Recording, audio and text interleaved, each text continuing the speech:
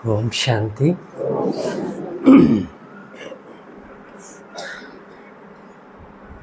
सूरदास का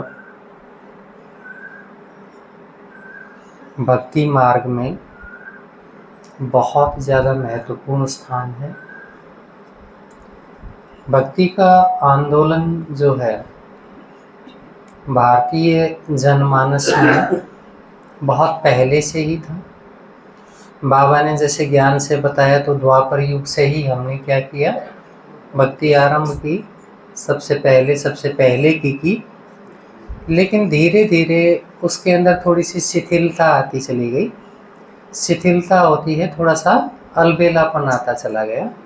उसके अंदर उतनी तीव्रता नहीं रही, भाव थोड़े थोड़े बंटने लग गए। अच्छी प्रकार से जो भक्ति आंदोलन शुरू हुआ वो करीब 7वीं-8वीं शताब्दी से माना जाता है, शंकराचार्य के समय से।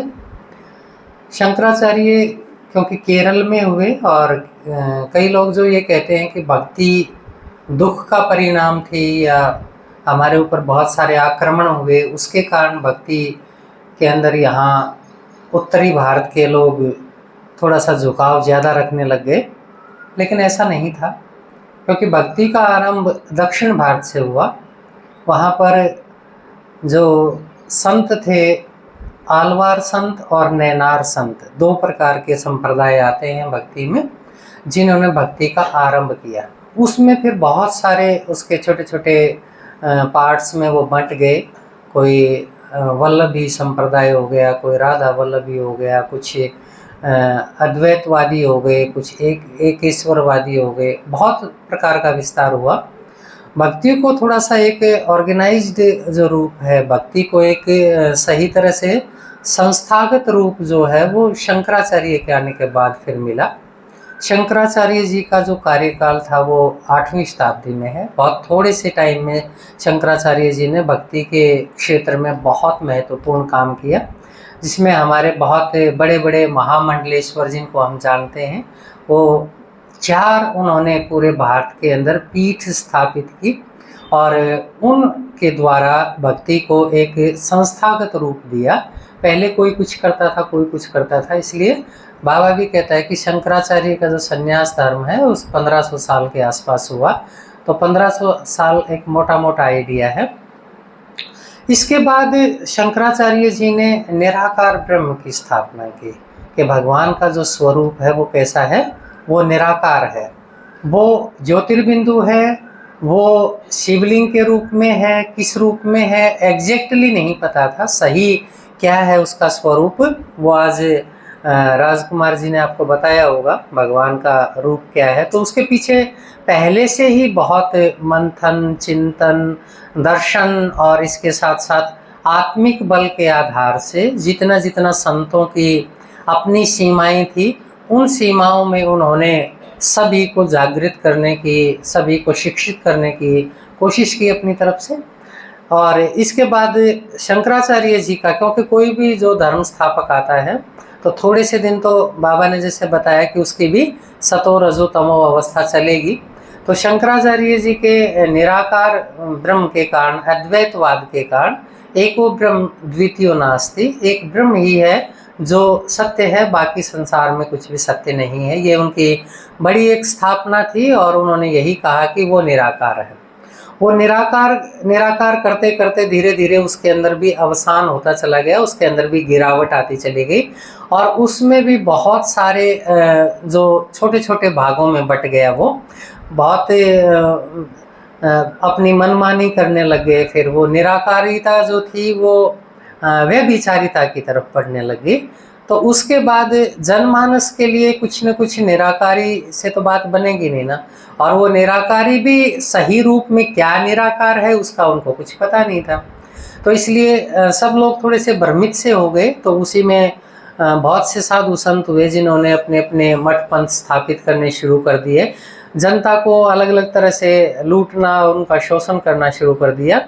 तब फिर कुछ संतों की एक, जैसे इसी में निराकार ब्रह्म के बारे में नानक जी भी आते हैं, उसके अंदर कबीरदास जी भी आते हैं, हरिदास जी भी आते हैं।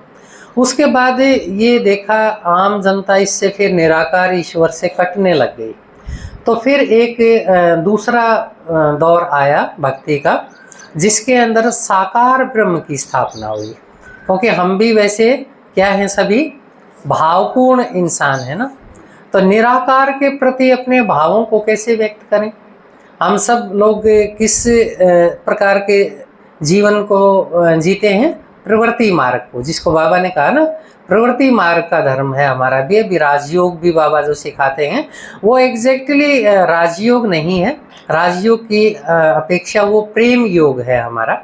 बाबा के प्रति भी हम क्या करते हैं, अपनी भावनाएं ही तो व्यक्त करते हैं ना। वो बाबा है, वो हमारा बाबा है, वो 5000 साल के बाद आता है, वो हमारा सब कुछ करने वाला है, वही एक बाप दूसरा न कोई। ये सब चीज़ें भी क्या है, ये भावनाओं को उसकी तरफ मोड़ने की एक विधि है। तो हमारा भी वास्तविक रूप से क्या है, वो प्रेम योग है। निरा कोरा जो निराकार ब्रह्म को याद करने वाला जो योग है, उस प्रकार का योग नहीं है। तो धीरे धीरे फिर इसकी स्थापना हुई कि आम आदमी को तो क्या चाहिए भाई, बहन जी हैं, बहुत साल के बाद मिली हैं, मेरी बहन है, तो उसका ये तो मैं फ़ोटो देखूंगा तो उसको याद करूंगा ना, या फिर वो मिलेगी तो उसको याद करूंगा, तो उसको बताऊंगा मुझे कितनी याद आई आपकी, मुझे कितना अभाव महसूस हुआ आपका, आप कितने अच्छे हैं। ये सब बातें किसको कहें, है ना। ये सब बातें एक भक्त भी है तो उसकी तो सारी भावनाएं तो हैं ही ना, किसको कहे वो। इसलिए साकार ब्रह्म की स्थापना हुई कि ब्रह्म जो है वो भी हमारे जैसा ही है, साकार है, उसके पास अलौकिक शक्तियां हैं। उसमें फिर मुख्य रूप से दो नाम उभरे। एक पहले सूरदास जी ने जिनकी स्थापना की वो श्री कृष्ण जी थे। वैसे भी देखो भक्ति के अंदर उसके बारे में आगे आएंगे। दूसरा उसमें तुलसीदास जी हुए। तुलसीदास जी ने राम की स्थापना की कि श्री रामचंद्र जी जो हैं, जिनकी रामचरितमानस के आधार से हम रामलीला देखते हैं, उनके चरित्रों का गायन सुनते हैं। तो मुख्य रूप से ये जो दो देवता थे, यानी कि त्रेता तक उन्होंने कवर किया। सूरदास जी को सूर तुलसी शशि उडगन केशवदास जैसे भी बताया। सूरदास जी सूर्य क्यों कहे, क्योंकि वो गायन भी किसका कर रहे हैं, किसका गायन कर रहे हैं, सूर्यवंशी का गायन कर रहे हैं। क्योंकि श्री कृष्ण की बातों में, श्री कृष्ण की लीलाओं में, श्री कृष्ण की बहुत सारी गतिविधियों में, उनकी अलग अलग प्रकार की एक्टिविटीज़ में बहुत ज़्यादा स्कोप है, बहुत ज़्यादा उसमें गुंजाइश है, जिसमें एक आम आदमी, उसमें भी एक आम गृहस्थ, उसमें भी एक आम माता जिसमें अपने भावों का साकार रूप देख सकती है।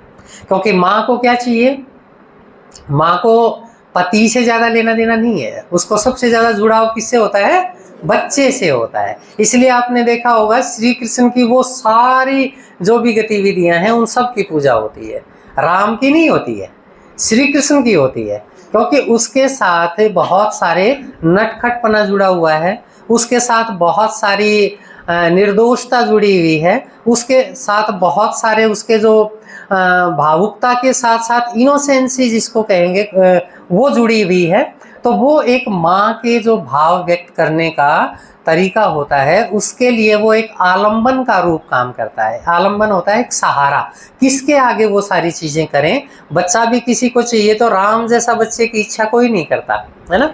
बाबा भी क्या कहता है, कैसा चाहिए, कृष्ण जैसा बच्चा चाहिए। पति भी कैसा चाहिए, कृष्ण जैसा चाहिए। भक्ति में भी राम को तो वैसे ही सेकेंडरी हो गया कि नहीं, वो नहीं चाहिए, है ना। क्यों, क्योंकि उसके अंदर इतनी सारी, ये सभी संगम युग के कारण है। क्योंकि बहुत सारा हमारा जो मैंने बताया ना, हमारा जो योग है वो भी कैसा है, प्रेम योग है। बाबा के साथ भावों को ही वो हमारा प्रतिफल के रूप में परिवर्तित करता है। हम जैसे जैसे भाव व्यक्त करते हैं वैसे ही भगवान किसका भाड़ा देने के लिए आता है, भाव का देने के लिए आता है। तो श्री कृष्ण के रूप की जो ये स्थापना है जो हम देखते हैं, सूरदास का टाइम 1500 ईस्वी के आसपास है। एग्जैक्टली 1478 में उनका जन्म हुआ और 1583 में उनकी मृत्यु हुई। ब्रिजमंडल में जो हमारा उत्तर प्रदेश के अंदर मथुरा और इसके आसपास का जो क्षेत्र है, वहीं पे एग्जैक्ट किसके घर में जन्म हुआ और कौन सा गांव था वो उसके बारे में ज़्यादा नहीं आता है। ये भी एक विशेष बात है कि वो जितने जितने महान भक्त हुए हैं उनका कोई, जैसे मीराबाई का है एग्जैक्टली थोड़ा सा, बाकी नहीं तो कबीर दास है, बाकी सूरदास है, तुलसीदास है, इन सब के अंदाजे लगाए हुए हैं। आज तक की भी रिसर्च में जिन्होंने बहुत सारी उसको ढूंढने की कोशिश की तो सभी उसके ऊपर एक मत नहीं होते हैं। तो सूरदास ने भगवान के सबसे बड़ा एक, साहित्य की दृष्टि से भी अगर हम देखते हैं तो भी साहित्य में एक विशेष रस की उत्पत्ति हुई, सूरदास से ही उनके कर्ता माने जाते हैं, वो था वात्सल्य रस। पहले 9 रस माने जाते थे, 8 रस माने जाते थे, 9वां रस जो वात्सल्य रस है वो भी सूरदास ने ही पैदा किया।